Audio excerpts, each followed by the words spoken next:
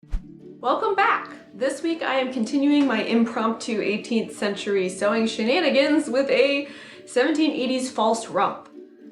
This is another project from the American Duchess 18th century dressmaking book and is a very important foundation garment I'll need to make in order to properly support my petticoats and gown. The false rump shape was a major shift from the wide hip look from previous decades. As fashions changed, the width from panniers shifted from the side to the back of the body. The book's pattern is pretty simple, just 2 pillows and a skirt. The fabric I'm using is the same as in the book. That wasn't intentional, I just had a bunch of this ticking left over from previous projects. I tore the fabric to get a good straight edge and then hemmed the edges.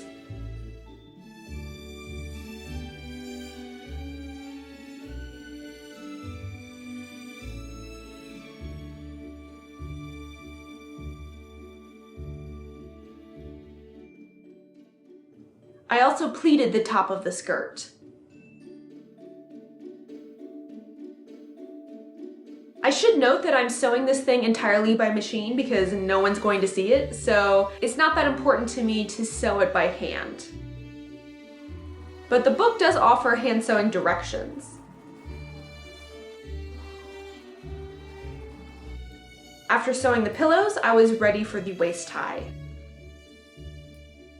And guess what just arrived in the mail? 72 yards of 1-inch wide twill tape.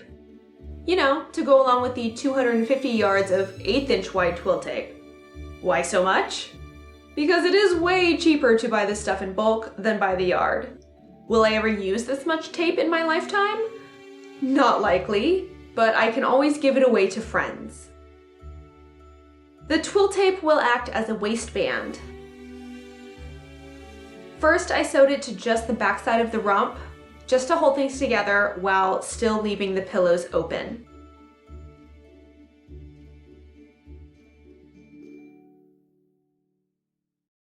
Next comes the fun part, stuffing. And I have a bag full of scraps just waiting to get cut up and put to good use. In the book, they use the filling of an old down pillow, but I don't have that and I want to use up these scraps. The pieces need to be small enough so the pillows don't get lumpy, but doing this with scissors is really tiring to my hands, so I found an alternate method. Furiously slicing with the rotary cutter. This was certainly faster and easier, but also messier than scissors.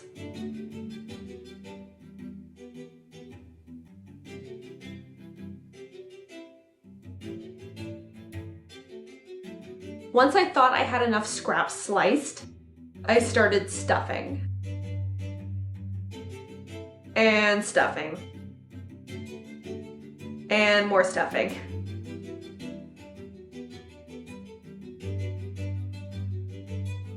Until I ran out.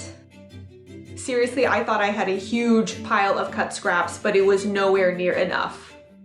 So I cut some more. And stuffed some more. And still, not enough. I probably repeated this process about 5 times. Oh, and clipped my fingernail in the process. Yes, the rotary cutting method is quick, but also dangerous. Don't be like me, kids. Keep your hands away from the blade. Finally, I just kind of gave up on filling the pillows to the 56-inch recommended width based on my proportions. I figure a few layers of petticoats will bump me up to the right size. Lastly, I pleated the tops of the pillows, turned over the twill tape to encase the pleats, and sewed everything in place.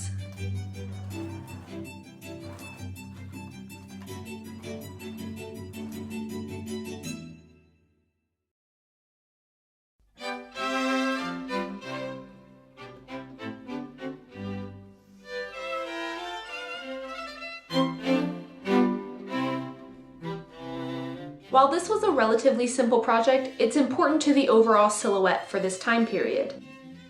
With this foundation garment complete, I can now build the outer layers on top of it. The rump sits over the under petticoat and under the gown petticoat. However, this blue linen petticoat wasn't made to go over a rump, so it's a little short in the back. But at least it helps give me an idea of what the final shape will be. When I started this project, I considered not including the skirt portion of the rump, but now I realize that the skirt helps keep the pillows from shifting around and prevents the over petticoats from collapsing between the pillows and bunching up between your legs. I also completed a linen fichu or neckerchief, but I figured it wasn't worth filming because it's literally just a hemmed triangle. I have a few more accessories I want to complete for this 1780s ensemble. A pair of woolen mitts, an apron, a pocket, and then maybe of course I need to make the actual gown and petticoat to go with it. I'm still looking for fabric for that. Thank you so much for watching. I'll be making a playlist for all of my 1780s sewing projects if you want to catch up. I'll see you all in a couple weeks with more historical sewing adventures. Until then, happy sewing!